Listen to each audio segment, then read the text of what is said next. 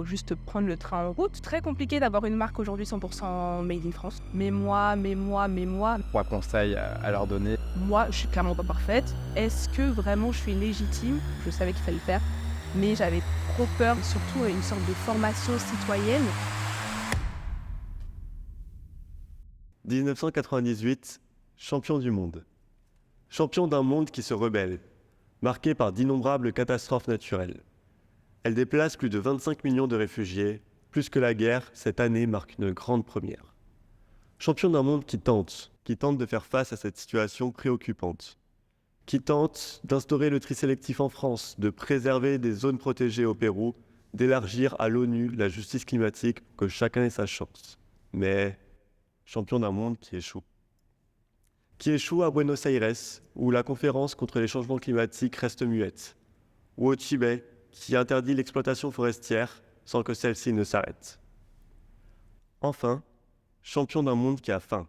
Faim de voir les OGM disparaître d'Occident et de pouvoir manger de meilleurs aliments. Voire faim, tout court, pour les habitants du Darfour. 1998, 367 ppm.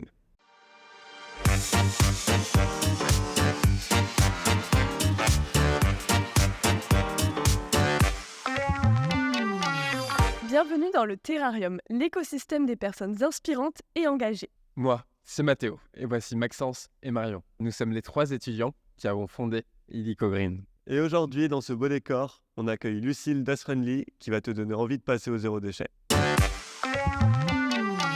Enchantée Lucille, et merci de participer à notre second épisode du Terrarium. Enchantée. Et donc, pour rappel, le Terrarium, c'est un concept de podcast pour en apprendre plus sur les métiers engagés et inspirants. Et vous pouvez retrouver la fiche disponible sur la vidéo.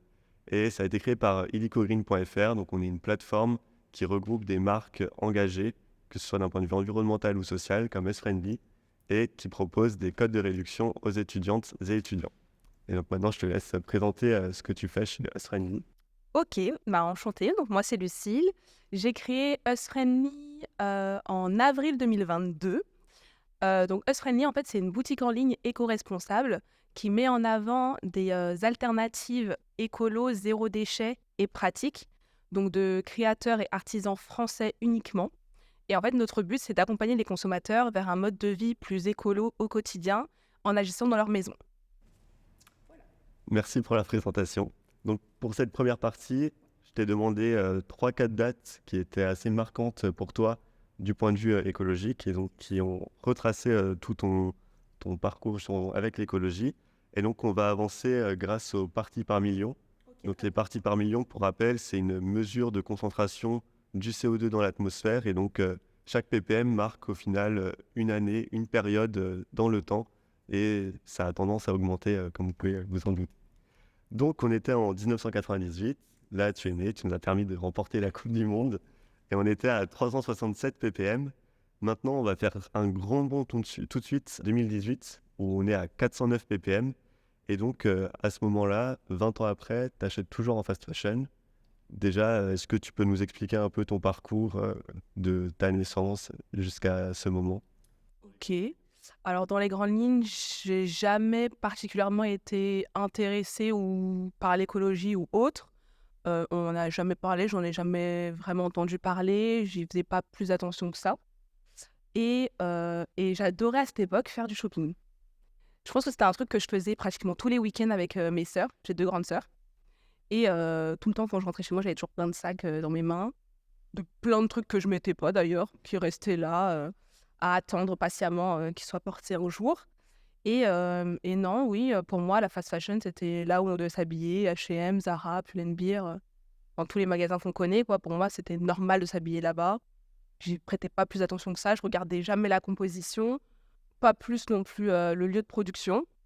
Donc j'avoue, non. Donc toi, c'était beaucoup un manque de formation et d'éducation sur d'où venaient en fait ces habits, pourquoi est-ce qu'ils coûtaient si peu cher. Tout à fait. Pour moi, justement, si ça coûtait pas cher, c'était trop bien, parce que tu pouvais en avoir encore plus. Donc, ouais, c'est vrai, j'avais pas du tout. Alors qu'au final, tu les achètes pour rien. Tout à fait. Parce que sur le cintre, ils me plaisaient, mais en fait, après, je les mettais pas, ça m'intéressait pas, j'arrivais pas à les assortir, donc j'achetais pour acheter, quoi. Juste pour le plaisir d'acheter. Et tu penses que si des personnes dans ton entourage à ce moment-là t'avaient éveillé en te disant pourquoi t'achètes en fast fashion et pas plus écolo, t'aurais suivi parce qu'il y aurait eu un mouvement qui se serait dessiné? Oui, je pense. Parce qu'à ce moment-là, je suivais beaucoup mes sœurs, sans les blâmer, hein. Je ne vous accuse pas. Mais oui, je suivais beaucoup mes sœurs et ce qu'elles faisaient. Donc pour moi, elles allaient chez Zara, c'était normal. En plus, des fois, elles me donnaient leurs vêtements, donc je les récupérais. Je me disais: «Ah tiens, je pourrais toujours aller acheter le même, mais dans une autre couleur». Donc voilà, non, Il y avait un peu de seconde main, donc c'est ça. Un petit peu quand même. il y avait déjà les prémices. Et donc, en plus d'acheter en fast fashion, on a vu que tu as même vendu aussi en fast fashion, parce que tu étais vendeuse chez Pimki. Oui? Ah, vous avez bien fait vos recherches. Ouais, j'ai travaillé, en tant que quand j'étais étudiante, en fait, pendant mes études, j'ai travaillé chez Pinky, et chez Café Coton aussi. Donc ouais, je vendais, de la fast fashion. Et est-ce que, justement, vu que tu as eu cette expérience du dedans, est-ce qu'en entrant chez Pimki, tu te rendais un peu plus compte d'où ça venait, ou c'était quelque chose qui était quand même assez caché? Pas du Tu faisais juste ton boulot normal. Pas du tout, je faisais mon boulot. En plus, j'avais une réduction, donc j'achetais encore plus. Donc on va pas me féliciter pour ça, mais non, pas du tout. Donc, tu as travaillé pour payer tes études, ou alors c'était juste un complément de salaire? Alors non, c'était juste un complément parce que, j'ai fait une licence, donc c'était gratuit à la fac et après j'ai été, en école privée pour mon master, mais c'était en alternance. Donc c'était, l'entreprise qui payait l'école, donc non, c'était juste pour avoir un complément de salaire. Et l'alternance, c'était aussi un choix plus financier ou plus pour apprendre? Alors un peu des 2, j'avoue. C'est toujours le bon compromis. Ouais, c'est le bon compromis parce que, mon école, elle était à, plus de 8 500 € l'année. Je me voyais pas faire un prêt, démarrer la vie active avec un prêt sur les bras.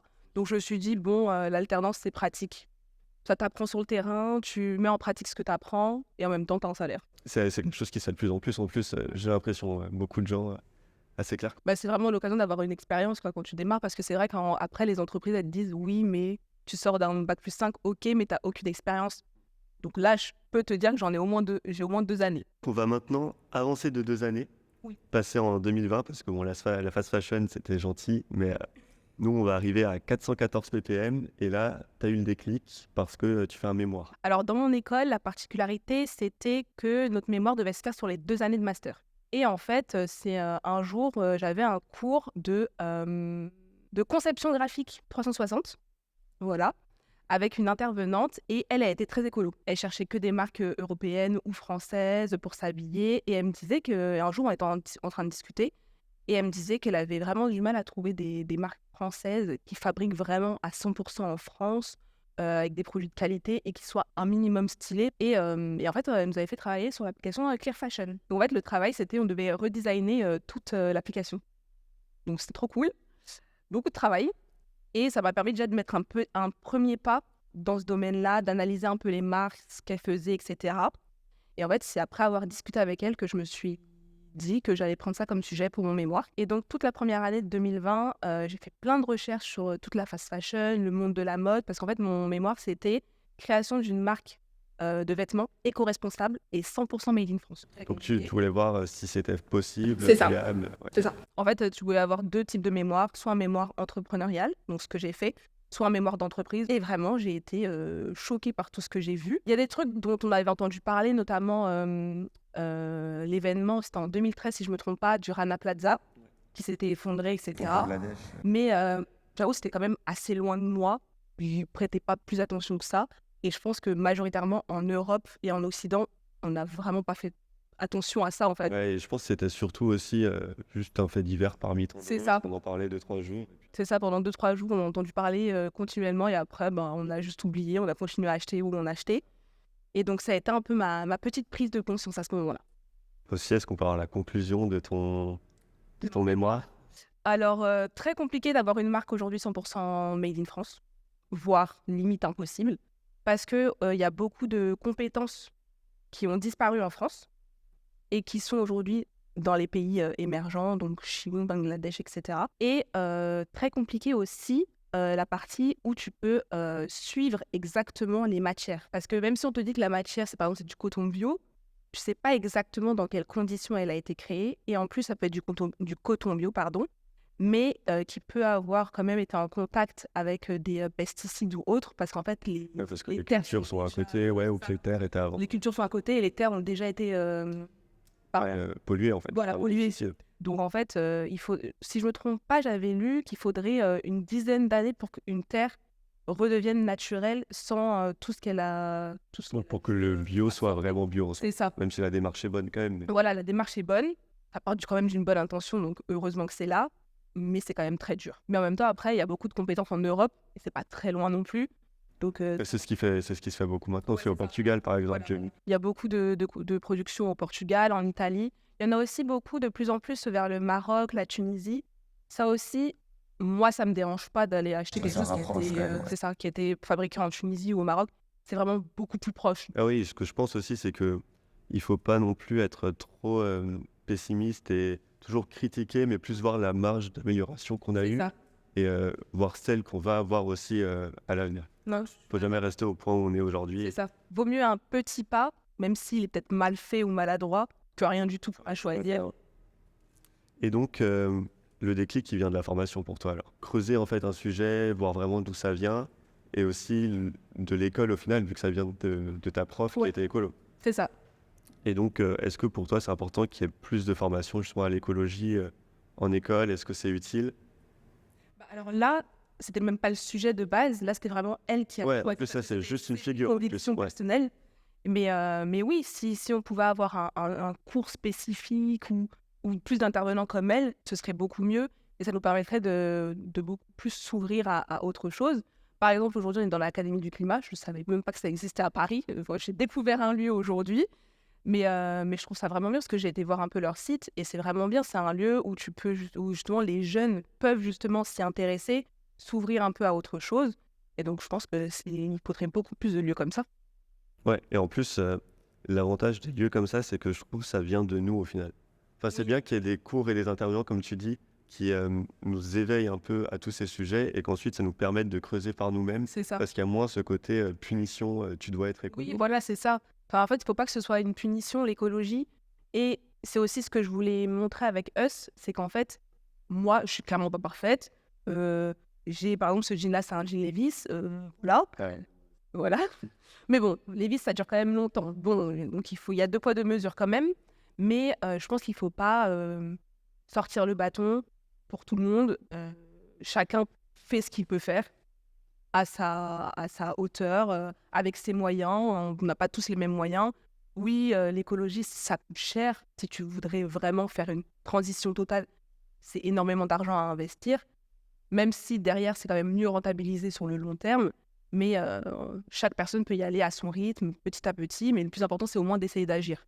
C'est ça. Et en plus, l'écologie, enfin, je pense que ça, il n'y a pas de doute que ce sera l'avenir aussi d'un point de vue professionnel. Donc, c'est aussi hyper stratégique de former tous nos élèves quand même ça. à ces enjeux pour qu'ensuite, après, ils puissent creuser. Tout à Et fait. ça me fait penser aussi à ce que Lou disait dans le dernier épisode, c'est Ouais. elle critique pas trop ceux qui achètent en fast fashion si ça dure pendant 5-6 ans. C'est ça, c'est en Parce plein que- soin à l'arrivée. Ouais, voilà, enfin, moi, celui-là, par exemple, ça doit faire plus de 5 années que je l'ai. Mais voilà, elle se rend compte aussi que c'est cher d'acheter du Ah oui. 100% écolo. On peut commencer la transition et quand même avoir des bonnes pratiques sur ce qu'on a mal fait dans le passé. Oui, mais tout à fait. Moi, par exemple, ma première action, c'était le fast fashion. Je me suis dit, OK, c'est clairement le truc où je dépense le plus d'argent. En vrai, je rentabilise pas vraiment parce que je n'utilise pas les vêtements, mais il reste là quand même. Et je me suis dit, OK, mais est-ce qu'en vrai, j'ai vraiment besoin de tous ces vêtements-là? Est-ce que tu peux pas acheter moins mais... C'est ça. Est-ce que je peux pas acheter moins, trouver des meilleures marques, des meilleures matières? Par exemple, maintenant, aujourd'hui, mes t-shirts, je les achète que chez Asphalt. C'est la marque un peu tendance du moment. Bah, ce t-shirt-là, il vient de chez eux. Et alors, oui, quand je dis le prix du t-shirt, 29 €, sur le coup, tu te dis, ah ouais, la buse, c'est super cher. Je vais chez H&M, je vais chez Primark, je pourrais en avoir 5 au moins à ce prix-là. Mais je sais que je vais le garder longtemps. Il tient quand je le lave, il n'est pas tout déformé. Donc, après, ça, c'était moi personnellement. J'ai voulu agir comme ça au début. Mais pour autant, il y a encore quelques mois, j'avais des bouteilles en plastique chez moi. Donc, il faut savoir. Ça, petit à petit, c'est ça. tu t'améliores. Alors, on va augmenter de seulement 2 ppm, ce qui correspond à 1 an. On est en 2021. Et en 2021, alors, tu te sentais pas légitime de de créer Us Friendly, c'est ça? Ouais. Tu avais le syndrome de l'imposteur. Ouais, ce petit syndrome très coquin. Ouais, parce qu'en fait, je me disais, je suis moi-même pas écolo à fond. Je vais pas particulièrement aux manifestations ou autres. Et je me disais, est-ce que vraiment je suis légitime pour dire à quelqu'un, tu peux devenir écolo, vas-y, tu peux agir chez toi, etc. Alors que moi-même, je suis clairement pas la plus écolo du monde, quoi. Il y a beaucoup mieux. Comme il y a pire aussi, hein. C'est clair.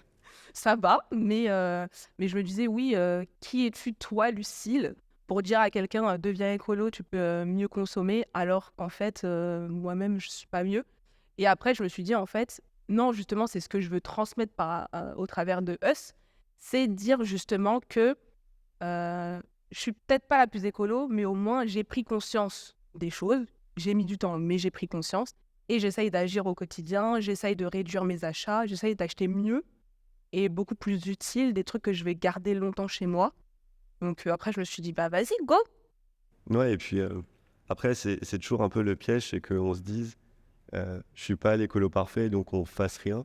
Ouais. Mais c'est ça, si tu arrives à transmettre l'idée qu'il faut faire petit à petit et qu'on n'est pas à blâmer ceux qui ne soient pas parfaits. ça. Parce qu'en fait, si on blâme tout le monde, au final, ça risque de braquer les gens et on n'avance pas.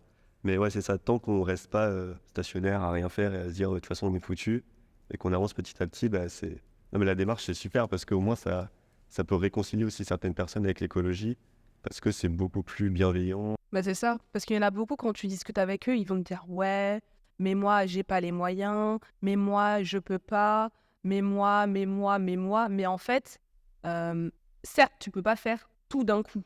Ça, je suis tout à fait d'accord, mais tu peux quand même essayer. Rien ne t'empêche. Et en fait, là, c'est juste se trouver des fausses excuses pour repousser l'échéance. Alors que finalement, à un moment, l'écologie, on va tous y arriver. De plus en plus, il va y avoir des lois qui vont sortir, les marques qui vont mieux consommer, qui vont mieux créer, tout simplement. Et en fait, faut juste prendre le train en route. Après, tu peux prendre le train en première classe comme tu peux prendre le train en deuxième, c'est pas très grave. Mais au moins, tu t'auras essayé et c'est le plus important. Et c'est aussi toute l'importance de la formation un peu et de l'éducation pour savoir quelles actions ont réellement un impact. Parce que si on s'embête à faire des trucs hyper compliqués mais qui au final ne changent pas grand-chose, alors qu'une petite action est bien plus impactante, bah, c'est dommage en fait. Parce qu'on perd du temps et ça braque aussi les gens pour rien. Et est-ce que, donc toi tu pensais que tu n'étais pas légitime surtout parce que tu n'étais pas écolo, mais tu ne penses pas qu'il y avait d'autres causes un peu, un peu cachées Ouais, je pense qu'on ose un peu moins, on a plus de freins qu'on s'invente, je pense. Mais des fois, faut juste oser, faut tester. Et après, je me suis clairement pas lancée dans le bain sans avoir une boîte de sauvetage, hein. J'étais en CDI à côté, donc je me suis dit, bon, ça n'engage pas grand-chose, quoi. J'aurais perdu un peu de temps, peut-être. J'aurais perdu peut-être beaucoup d'argent. Mais au moins, j'aurais appris quelque chose. Et puis, au pire, ça marche pas, c'est pas très grave. Et c'est ce qui est important aussi de ressortir toujours de l'entrepreneuriat, c'est que même si on rate, en fait, on apprend tellement de choses qui peuvent nous servir pour une autre entreprise derrière ou même pour aller trouver un CDI. Enfin, c'est hyper valorisé maintenant de lancer son truc de son côté. T'apprends tellement de choses et t'apprends même tellement de choses sur toi-même. Parce que vraiment, il faut avoir beaucoup de résilience pour être dans l'entrepreneuriat. Parce que même si tu vois plein de success stories sur les réseaux, c'est pas la vraie vie, hein. Soyons réalistes. Ce qui me fait rire souvent avec ces success stories, c'est que toutes ces personnes disent toujours bah moi j'ai craché 3-4 boîtes avant ça. Et en fait, c'est pas la personne qui sort de nulle part. Non. Enfin, pour certaines peut-être. T'as quand même appris un peu avant. Parce que malgré toi, avoir eu 3-4 boîtes avant, c'est que t'as appris énormément de choses de toute façon. Donc, techniquement, à un moment, tu vas être rodé. Plus tu fais les choses, mieux tu vas les faire. C'est ça. C'est pour ça que c'est important de se lancer aussi, si on en a envie. En tout cas. Oui. Et donc pour toi, c'était quand même rassurant d'avoir ton CDI à côté parce que tu avais ta sécurité si jamais Us Friendly ça C'est pouvait. ça. Parce qu'en fait, quand j'ai fini mes études en 2021, j'ai enchaîné avec un CDI dans l'entreprise où j'étais en alternance. Et CDI à temps partiel pour avoir le temps de travailler un peu sur Us, le développer. Et c'était aussi parce que c'était le moment où je rentrais dans la vie active et je cherchais un appartement. Alors bon, être entrepreneur, c'est pas... Le propriétaire, il préfère un CDI. C'est ça, c'est pas grâce à ça que je vais trouver un appartement. Donc ça me permettait aussi de pouvoir avancer dans ma vie personnelle, entre guillemets, et pouvoir faire mes projets à côté. Et donc au final, tu as réussi à surpasser ton syndrome de l'imposteur. Oui. Tu t'es dit que Je me suis fallait se lancer quoi qu'il boostée arrive. un peu et... Et de toute façon, faire cette action, ça montre aussi que tu as une vraie démarche écolo. même si tu étais imparfaite, Ouais, bah, tu remontes vers ce qui est plus parfait. c'est ça. Et ben maintenant, on va avancer à 418 ppm avec le lancement de Us Friendly en 2022. Et pour ça, je vais laisser la place à Mathéo. Salut. Salut. Et bienvenue dans cette deuxième partie dans laquelle on va parler de ton entreprise. Et pour ça, je vais te présenter quelques objets qui font référence à un objet que tu proposes dans ton entreprise. Ouais. Et ça va te permettre d'en parler et nous dire en quoi est-ce qu'ils sont justement écolos. Ok, très bien. Très bien. Vas-y. Alors, le premier objet que je t'ai apporté, Oui. c'est cet objet qui est magnifique. Ok. Voilà. Est-ce qu'on le voit bien? Normalement, on me dit que oui à l'oreillette. Très bien. Donc, qu'est-ce que ça t'évoque et comment est-ce que on passe d'un objet comme ça à un nouvel objet que tu proposes d'ailleurs sur ta boutique? Ok. Alors ça, c'est un très bon objet essentiel dans une salle de bain ou dans ta cuisine aussi. Donc un porte-savon et un savon solide. Donc essentiel. Alors, juste petite précision, le porte-savon est en plastique. Donc bon, on peut quand même faire un peu mieux, mais c'est déjà une très bonne action. Et sinon, en porte-savon, on en a deux nouveaux sur la boutique d'ailleurs. Un porte-savon aimanté, donc qui te permet de le mettre sur le carrelage en ventouse, ou un porte-savon en bois de hêtre en France. Mais ça, c'est une très bonne action écolo et c'est une des premières que tu peux mettre en place chez toi, en fait. C'est très simple, un savon solide, c'est très pratique. Ça mousse tout autant qu'un gel douche et tu réduis beaucoup le plastique chez toi. La question que j'aimerais te poser, Ouais. et que je vais te poser d'ailleurs, c'est comment tu passes d'objets justement que tu vois au quotidien comme celui-ci qu'on peut voir, à un objet que tu as réimaginé, que tu vas peut-être concevoir et industrialiser. Je ne sais pas justement comment est-ce que toi tu fabriques un objet et que tu le commercialises. Alors, il faut savoir que moi, sur la boutique, les produits, je ne les fabrique pas. Enfin, pas tous, en tout cas. La plupart du temps, c'est des produits donc, qui sont fabriqués par des créateurs et artisans français. Et en fait, en gros, comment je procède? C'est simple, je regarde chez moi, principalement. Et en fait, je regarde tous les produits que je pourrais changer et qui me permettraient de réduire mes déchets et d'utiliser et de favoriser des produits réutilisables sur le long terme. Et aujourd'hui, justement, comment est-ce que tu fais pour gérer cette entreprise? À quel point est-ce que ça te prend du temps? Ouais. Comment est-ce que ça se passe? C'est quoi une journée type aujourd'hui? Alors aujourd'hui, je suis à 100% sur Us, donc depuis le mois d'avril 2023. Donc c'est assez récent pour moi. Et en fait, les journées sont toutes différentes. Il n'y en a aucune qui se ressemble vraiment. Donc déjà, depuis juin-juillet, j'ai lancé la collection Made by Us. Donc en fait, c'est une collection d'accessoires zéro déchet que je couds moi-même principalement. Et il y a une partie aussi qui est fabriquée via un ESAT. Vous en avez parlé d'ailleurs sur les réseaux. Mais donc c'est un lieu en fait, qui permet la réinsertion de personnes qui ont des handicaps dans la société, donc de leur proposer un travail. Et donc en fait, une journée, ça peut être, je me réveille, je check un peu mes mails, je réponds aux mails, un peu d'administratif, malheureusement, faut bien. Ensuite, je vais réfléchir aux nouveaux produits que je peux sortir. Donc en fait, il faut que je réfléchisse à trouver les bonnes matières. Donc ça, le sourcing des matières, c'est un peu long à faire. Surtout qu'il faut trouver aussi un bon rapport qualité-prix quand même. Mais il faut que ce soit de la bonne matière, écotex de préférence, bio si possible. Ensuite, il va falloir faire les prototypes. Donc en fait, je vais acheter des petits morceaux de tissu que moi, je peux coudre chez moi pour essayer de voir en fait, les dimensions, ce qui pourrait convenir au mieux. Ensuite, je vais faire ce que de base j'ai appris à l'école, c'est-à-dire faire de la com. Donc, je vais créer mes posts sur les réseaux, tourner des vidéos parce qu'aujourd'hui, je fais tout toute seule, majoritairement. Donc, il faut que je tourne les vidéos, il faut que je les scripte. Et ensuite, quand il y a des commandes, je prépare les commandes et après, je vais les déposer soit à la poste, soit dans les mondiales relais. Voilà en gros une journée type. Ok, donc c'est quand même beaucoup de choses, beaucoup de tâches différentes à faire. Oui. Est-ce qu'au cours de ton parcours, tu as eu des anecdotes, des moments un peu marquants, anecdotiques, que tu pourrais nous raconter aujourd'hui? Alors au tout début, faut savoir que le site a été lancé en avril 2022, mais pour ce qui est de démarcher les créateurs, etc., il me fallait un statut, il me fallait un SIRET. Donc, j'ai créé en fait la micro-entreprise en novembre 2021, réellement. Et donc, de base, j'avais prévu le lancement en janvier 2022, et pas en avril. Et en fait, j'avais commencé à faire mes commandes, chercher un peu les produits que je voulais mettre en avant. Et, chose importante, ne jamais faire confiance à 100% à quelqu'un. Parce que j'avais commandé les produits, je devais les recevoir fin décembre. Et en fait, un des prestataires m'a jamais envoyé les produits. Voilà, j'étais trop contente. Parce qu'en fait, il me les fallait pour une date précise pour que je puisse faire les photos. Parce qu'en fait, c'était une prestataire entrepreneuse qui faisait le site. Donc, il lui fallait les photos, etc. Et en fait, les produits, je les ai jamais reçus. Et après, j'ai dû batailler un petit peu pour me faire rembourser, d'ailleurs. Mais ouais, voilà. Et en fait, et comme on en parlait tout à l'heure avec le syndrome de l'imposteur, je suis vraiment la plus mal chaussée pour le coup. Parce que j'ai pas fait de communication en amont avant le lancement. Ok, donc ça veut dire que tu n'avais pas encore une audience, Non. justement. Non. Je savais qu'il fallait le faire, parce que c'est mon métier d'être chargée de com, donc je savais qu'il fallait le faire. Mais j'avais trop peur de poster la première publication, de me lancer.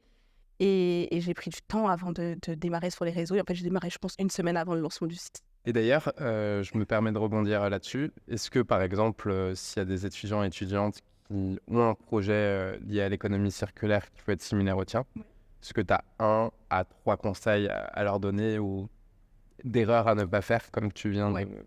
Alors, erreur à ne pas faire, ne pas commencer la communication trop tard. Parce que ça, vraiment, ça change tout, en fait, de commencer la communication en amont. Et je le savais très bien, mais je ne l'ai pas fait. Bien se renseigner sur ce que tu veux mettre en avant et vraiment avoir les bases de ton business. Être sûr que ce que tu veux faire va dans la bonne direction. Te faire un petit business plan. Pas besoin d'aller dans le détail. Enfin, un business plan, si tu le fais vraiment, c'est très, très long à faire. C'est très redondant. Mais tu peux quand même te faire un SWOT, faire une petite analyse de la concurrence et vraiment entrer dans le détail pour être sûr que ce que toi, tu vas proposer, il y aura quand même un élément différenciant. Et sinon, après, lance-toi, quoi. Je t'ai ramené un deuxième objet. Vas-y. Et la question, c'est est-ce que cet objet peut être encore plus écolo? Un objet qui est très important dans nos vies et dans vos vies, c'est le papier toilette. Ouais. C'est pas du tout écolo. Ouais. Malheureusement. Peut-être quelques raisons pour les téléspectateurs qui ne savent pas. Alors, chers téléspectateurs, en fait, le papier toilette n'est pas du tout écolo parce que, de 1, en fait, c'est un peu comme les cotons, c'est blanchi. C'est blanchi, Donc, il y a avec des beaucoup- produits chimiques. Tout à fait. Donc, il y a beaucoup de produits chimiques dedans. Même si on le met après sur notre peau, en plus, c'est vraiment pas bon, autant pour nous que pour après la biodiversité, parce qu'en fait, quand tu tires la chasse d'eau, il faut bien que ça s'écoule quelque part. Et alors, alternative possible, tu as des papiers toilettes avec du coton bio, donc c'est quand même mieux. Et après, tu as 2 autres solutions. Là, c'est le must du must. C'est soit les toilettes japonaises, comme Boku, là, qui fait des buzz en ce moment sur les réseaux. Et sinon, tu as aussi le papier toilette réutilisable. Donc, c'est un peu c'est un peu comme les cotons lavables. C'est pareil, mais sauf que c'est pour utiliser comme papier toilette. Ça, je suis pas encore prête à passer à ça, mais un jour peut-être. C'est un autre objet Ouais. qui est aussi important que le papier toilette dans nos vies. Ok. C'est du super dégraissant. Et même question, est-ce que ce produit est écolo et comment est-ce qu'il peut être encore plus écolo qu'il ne l'est aujourd'hui? Alors, ce produit, il n'est pas du tout écolo. Mais alors, vraiment, pas du tout. Pas du tout. Alors, premièrement, parce que c'est du plastique. Et en fait, on en rachète beaucoup. Et surtout, en plus, quand il est en liquide comme ça, on en utilise beaucoup. Moi aussi, à l'époque, j'avais tendance à vider le liquide vaisselle juste pour laver une assiette. Donc, vraiment trop de plastique. Et surtout, en fait, il contient énormément de produits chimiques. Et comme d'ailleurs tous les produits de ménage en fait, qu'on a chez nous principalement, ils contiennent tous beaucoup de produits chimiques. Et comment passer à autre chose? Savon ménager solide. On en a un d'ailleurs sur la boutique. Saponifié à froid de préférence, parce que c'est beaucoup mieux pour conserver en fait tous les bienfaits en fait des matières qui sont mises dans le savon. La saponification à froid est beaucoup mieux que la chaude, qui est d'ailleurs principalement utilisée dans tous les savons où on vous dit savon de Marseille, 100% pur, c'est pas vrai. Mais vu que c'est savon solide en magasin, on a tendance à les acheter. Mais alors le mieux, c'est vraiment d'aller vers plutôt des savonniers qui sont vraiment experts dans ça et qui vraiment vont mettre le strict nécessaire dans le savon. Il va laver, il va mousser, mais il n'y aura aucun produit chimique. Et donc après, vous pouvez laver votre vaisselle autant de fois que vous le voulez et il n'y aura aucun problème pour la biodiversité ou votre peau d'ailleurs. Je sens que je vais dormir, que je vais mieux dormir ce soir. J'en aurais appris beaucoup. Si vous voulez avoir plus d'informations sur pourquoi est-ce que ce type de produits ne sont pas écolos et des conséquences qu'ils ont sur la biodiversité, je vous invite à aller regarder notre format de vulgarisation. On t'a demandé de ramener un objet. Alors j'en ai 2 en réalité. Je te les donne un à un. Le premier, c'est ça. Waouh, ok. Donc comme tu peux le voir, c'est très moche. Moi, j'aurais pas dit que c'était moche, mais si tu le C'est mal fait. Ok. Et ça, en fait, c'est la première pochette à savon que j'ai faite moi-même, que j'ai cousue moi-même. Donc en fait, c'est le premier produit que j'ai voulu créer pour la collection Made by Us. Ouais. Parce qu'en fait, je savais dès le début au lancement de Us que en fait, je voulais pas juste faire de l'achat-revente, je voulais aussi créer une collection qui était à moi en fait. Et le premier produit auquel j'ai pensé, c'est la pochette à savon solide. Parce que quand on a un savon solide, on ne sait jamais où le mettre. Que ce soit en voyage ou quand tu vas au sport, tu ne sais pas où le ranger. Et là, en fait, c'était la première pochette à savon imperméable. Donc à l'intérieur, si tu peux toucher, le tissu, il est un peu imperméable en fait. Donc tu peux mettre un savon qui est légèrement humide. Donc ça ne collera pas dessus et ça le laissera sécher sans qu'il puisse moisir ou autre. Et là, c'est la version finale qui est vendue sur le site. Donc là, tu peux voir mon évolution dans la couture. Ouais, mais pour le coup, il s'ouvre. Donc, il y a quand même une vraie différence d'un point de vue ouverture. Je vais montrer à la caméra. Donc là, ça s'ouvre comme ça sur le haut, un peu comme une enveloppe qu'on envoie à la poste. Et là, c'est. Alors, c'est un rabat en fait. C'est un rabat exactement. Donc ça là, tu s'ouvre glisses ton comme petit ça. savon dedans. J'imagine qu'il a moins de chances de tomber parce qu'il est. Alors, pour plusieurs raisons. Là, la version avec rabat, en fait, donc quand tu vas glisser ton savon, tu peux même essayer avec celui-là d'ailleurs.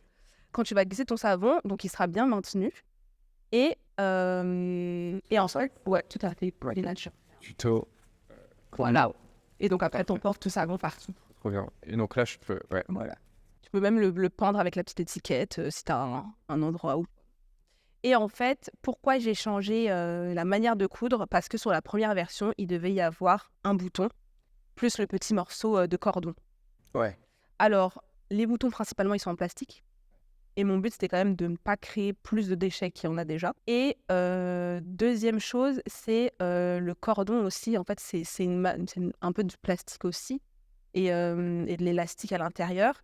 Et en fait, vraiment, mon but, c'était de créer la pochette la plus simple et la plus pratique possible. Et en fait, je me suis dit, ça sert à rien d'aller mettre un bouton, d'aller rajouter du déchet. En fait, le bouton, c'est surtout pour faire joli que je le voulais de base. Et donc, je me suis dit, autant faire une pochette un peu à rabat. Ok. Donc voilà. Et donc le jour où j'aurai une boutique, je l'encadrerai et je le mettrai au mur. Ma première pochette. C'est trop bien. Mais mais merci beaucoup pour nous avoir apporté ces beaux objets que vous retrouvez. Ouais, tout à fait, disponible sur la boutique. Sur la boutique, qui est www.us-friendly.com.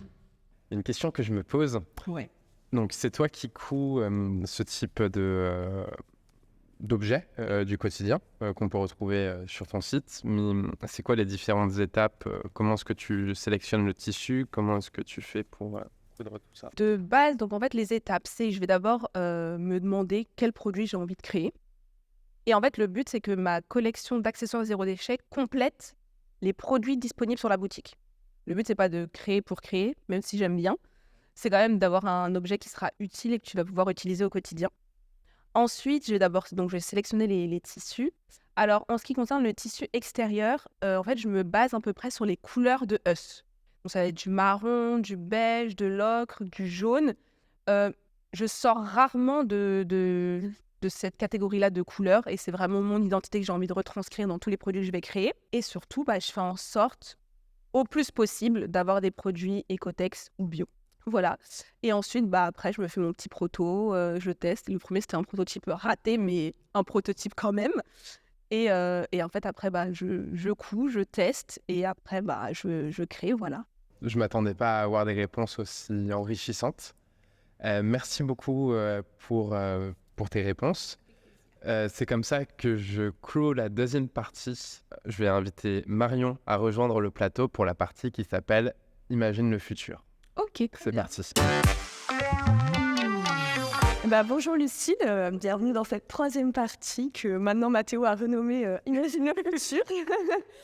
Première question, donc tu disais que tu avais lancé la collection Made by Us récemment.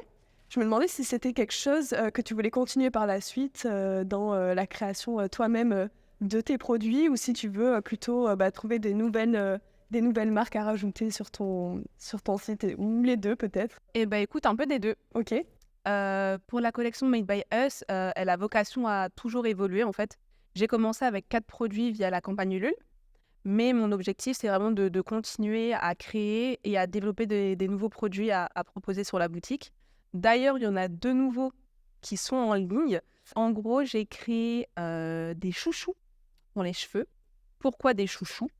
Parce que en fait, j'ai plein de chutes de tissu. ah ouais. Et ça me faisait un peu de mal de jeter tout mon tissu. Donc, je me suis dit que j'allais créer des chouchous avec. Et un autre produit qui est sorti, c'est les serviettes pour le visage. Alors, je m'explique. Je m'explique. Alors, en fait, c'est un carré sur 20 par 20 qui va te permettre en fait d'essuyer ton visage au quotidien. Pourquoi? Parce qu'on a tendance à utiliser la serviette pour le corps, aussi pour son visage. Sauf qu'il y a un gros problème, c'est qu'en fait, on transfère trop de bactéries sur notre visage. Et c'est ce qui a tendance à créer des imperfections sur le visage ou autre, à créer de l'acné. Et en fait, il faut avoir une serviette spécifique pour le visage. Et donc, celle-ci, elle est créée à partir d'éponges bambou et de coton. Le bambou, en fait, c'est très bon pour la peau et c'est beaucoup plus durable sur le long terme, en fait. Donc, voilà. Et c'est beaucoup plus doux aussi. Ok. Et donc, par exemple, c'est quoi la différence avec un coton réutilisable que tu as utilisé pour toi? Alors, il faut savoir que les cotons réutilisables sur la boutique, c'est que de l'éponge bambou aussi. Ah oui, ok. Éponge bambou ou velours bambou. Ok. Bambou. Mais en fait, le bambou de base, alors déjà, c'est une matière qui existe beaucoup et qui pousse très rapidement Ok. et qui est beaucoup moins énergivore en fait à être créée et demande beaucoup moins de ressources. Donc, c'est beaucoup mieux en fait d'utiliser ça plutôt que du coton de base qui nécessite énormément d'eau. Et en fait, la matière est beaucoup plus durable dans le temps. Elle se tient beaucoup mieux au lavage, à l'utilisation et beaucoup plus douce pour le visage. Ok. Et donc, pour le bambou, est-ce que tu arrives quand même à sourcer des produits relativement locaux ou le bambou, ça vient forcément de loin Ça vient forcément d'Asie parce que on n'a pas de bonnes infos. Ouais, c'est ce que je me disais justement. Est-ce qu'au final, dans la totalité, si on fait un peu l'ACV du bambou, ça reste quand même mieux malgré le transport Alors, ça reste quand même mieux parce que justement, vu que tu n'utilises pas beaucoup d'eau, pas beaucoup de ressources, il pousse très vite. C'est quand même rééquilibré. La balance est quand même rééquilibrée, mais dans tous les cas, tu n'auras jamais de bambou en Europe ou même en Occident. Tu es obligé d'aller en Asie. Mais en fait, je suis plutôt partisane du autant utiliser les matières qui existent et qui ne demandent que très peu de ressources plutôt que d'aller en créer des nouvelles qui vont donner énormément de ressources. Donc sur ce point-là, je suis quand même un peu mitigée. Ok, parce qu'actuellement, en Europe, il n'existe pas de matière vraiment qui fasse l'affaire. Qui pourrait remplacer le bambou? Ouais. Non. Non, ok. Tu aurais le coton. Créer une tête, quoi. C'est ça, peut-être qu'il crée une nouvelle matière. Ça va dans le futur. On imagine le futur. C'est ça. Et sinon, en termes de nouveaux produits d'autres marques, Ouais. alors j'ai ajouté un shampoing solide d'une copine entrepreneuse. Comment pas? Donc c'est un shampoing en fait qui est mama friendly comme elle dit. En fait, pendant qu'elle était enceinte, elle s'est rendue compte qu'il y avait plein de produits cosmétiques qu'elle ne pouvait plus utiliser qui étaient dans sa salle de bain. Et en fait, c'est pour ça qu'elle s'est dit qu'il fallait lancer un shampoing et en fait toute une gamme de cosmétiques pour les mères et notamment les mères allaitantes aussi. Et donc voilà, il a atterri sur la boutique et plein d'autres petites nouveautés qui vont arriver bientôt. Trop bien, surtout qu'on se dit que si le cosmétique est utilisable pour une femme enceinte, il doit être très bien pour tout le monde. C'est ça. Donc c'est un peu une validation. Ok, super. Et donc j'ai vu aussi que tu étais community manager aussi en parallèle de Spready. Est-ce que c'est toujours le cas et est-ce que dans le futur, tu souhaites continuer là-dessus ou c'est vraiment terminé Alors, comme je disais tout à l'heure, j'étais chargée de communication de base dans une agence parisienne. Je le suis plus depuis avril. Donc, d'avril à août, on va dire, je me suis concentrée sur Us. à 100%, notamment parce qu'il y avait la campagne Ulule aussi, qui prenait énormément de temps. Et en fait, depuis la rentrée, la communication, ça me manque. Ah ouais. Ça reste quand même mon premier amour, ça me manque beaucoup. Mais ouais, donc je me suis dit que j'allais me relancer en freelance dans la com, pour avoir un complément de revenu aussi. Parce qu'aujourd'hui, en gros, je suis au Pôle emploi, vu que je travaillais avant. Et donc j'ai Us. Et puis voilà. Et justement, Friendly, t'arrives à en vivre ou pas encore? Non. Ouais. Pour l'instant, c'est vraiment Vraiment, c'est que du la passion. Ouais. Ok, ouais, je comprends carrément. Et justement, les marques que tu accompagnais, c'était justement des marques éco-responsables ou pas forcément en freelance quand tu faisais de la communication En freelance. Alors, j'ai pas encore commencé vraiment. Mais sinon, non, quand j'étais en agence, c'était pas particulièrement écolo, non, effectivement. Ok. Et dans les marques que tu vas accompagner là quand tu vas être en freelance, tu sais déjà ou Alors non, tu te limites pas mais je me limite pas non plus parce que j'aime la communication. Mais le but, c'est pas non plus d'aller mentir sur des marques en disant qu'elles sont écolo alors qu'elles ne le sont pas, quoi. Ouais, c'est ça. Maintenant, tu vas avoir ce regard différent quand même. Mais j'avoue, si je peux travailler pour des marques écolo, c'est encore mieux. Ouais, peut-être que pour tes marques partenaires que tu présentes sur ton site, peut-être qu'elles seront intéressées pour que tu leur fasses leur com aussi. C'est vrai. D'une pierre deux coups, ça pourrait être sympa. Et donc, tu me disais que tu allais ajouter des nouveaux produits sur le site. Est-ce que tu as d'autres prochaines étapes dont tu voudrais nous parler? Tout à l'heure, tu parlais éventuellement d'ouvrir une boutique.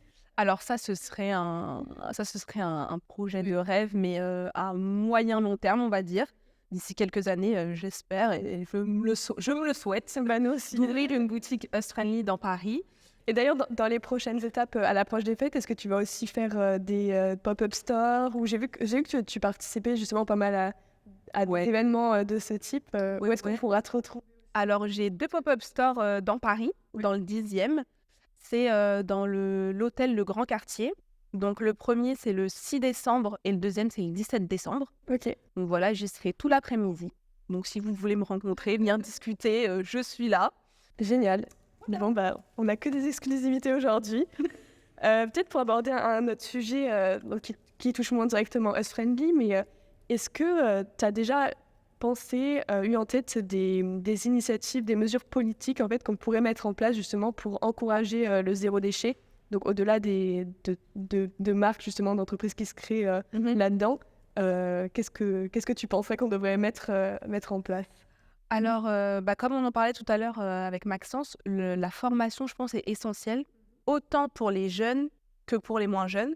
En fait, il faudrait que n'importe quel citoyen ait une formation, parce que je prends l'exemple de mon appartement.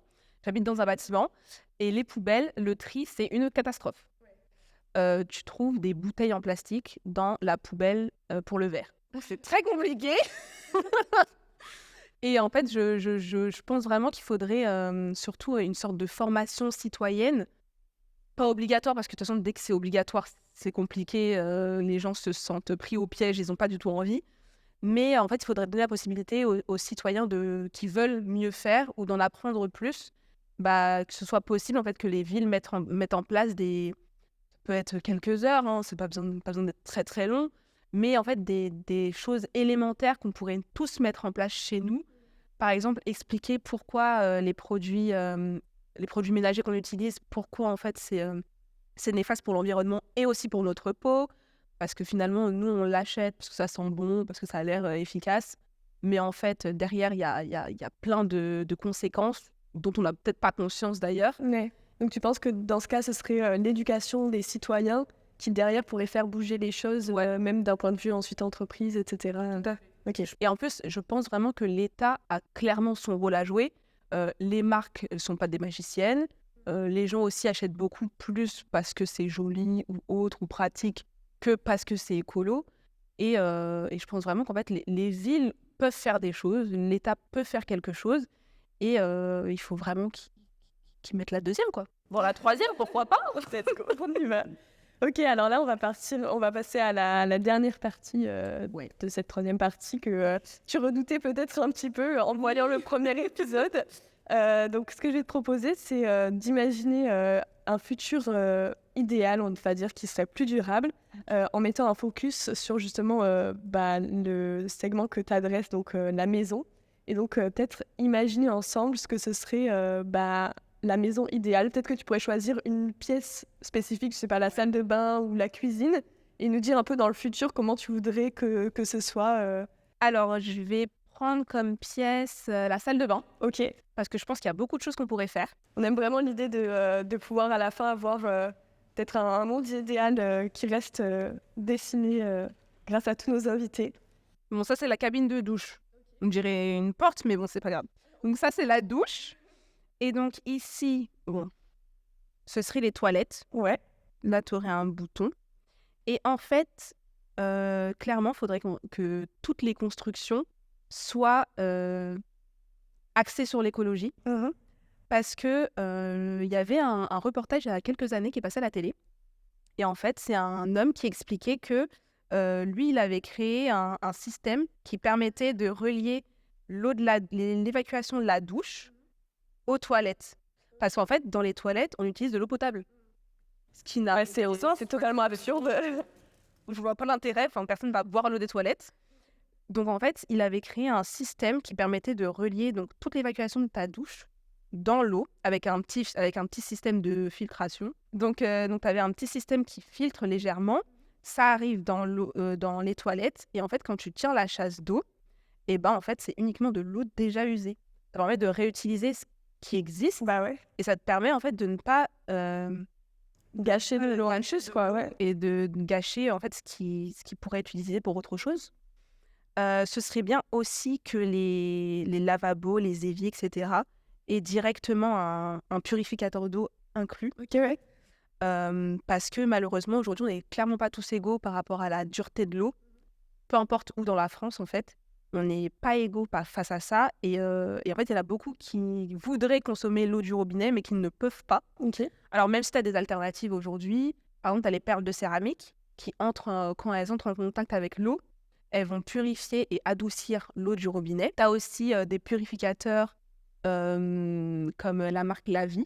C'est un purificateur en fait, qui utilise les UVA. Ils ont fait un concentré dans une machine d'UVA en fait, que le soleil envoie de base. Eux, c'est x6 cette puissance-là. Et ça purifie, ça tue les particules dans l'eau. Ok. Mais c'est pas du tout, ouais. Bah, franchement, test à l'occasion. Bon, après, pour le purificateur Lavi, c'est quand même un certain budget. Ouais. Mais les perles de céramique, on en a sur la boutique, par exemple, elles sont à 16,95, donc les 15 perles. Et 15 perles te permettent de purifier 1,5 litre d'eau. Et les perles se gardent plus de 10 ans.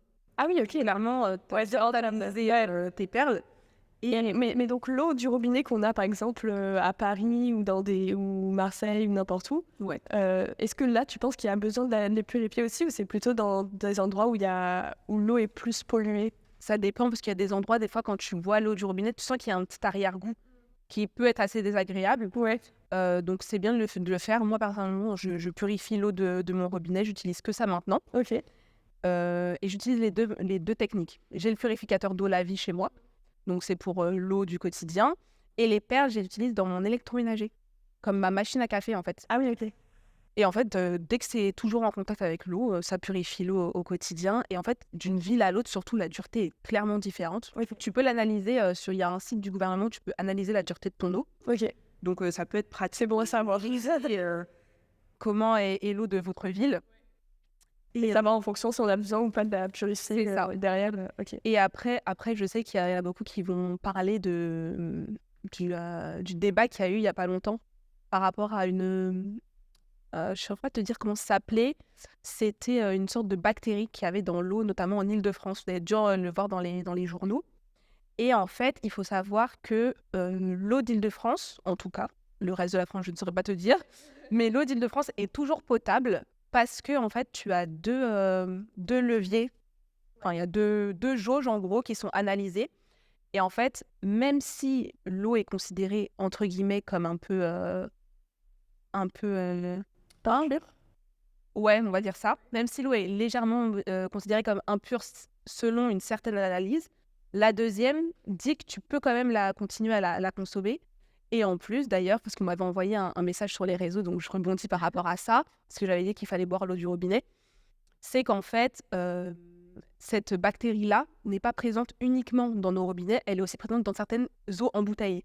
Ah oui, ok. Donc en fait, tu penses que tu fais une bonne action, entre guillemets, pour ta santé de consommer l'eau en bouteille, sauf qu'en fait, pas du tout. C'est la même chose qui est Exactement la même chose. Ouais. Autant prendre ce qui est gratuit. En carré qui utilise moins de plastique. D'ailleurs, on avait fait que- une explication par rapport à Privilégier ça. Ok. Bon, bah, voilà mon dessin. Bon, bah super, merci beaucoup pour cette œuvre qu'on va conserver avec soin. Parmi toutes nos œuvres de futur durable. Avec plaisir. Et ce sera du coup la deuxième de cette collection, donc t'es quand même au début du terrarium. On te retrouve alors sur tes réseaux sociaux Us-Friendly, C'est ça. sur ton site aussi, donc Bialico Green, pour les étudiants, il y a moins de 10%, c'est ça? Ouais, voilà, toute l'année. Toute l'année, sur toute la boutique Us-Friendly. Donc merci beaucoup pour ça et je te souhaite une belle journée. Merci beaucoup, Rosie.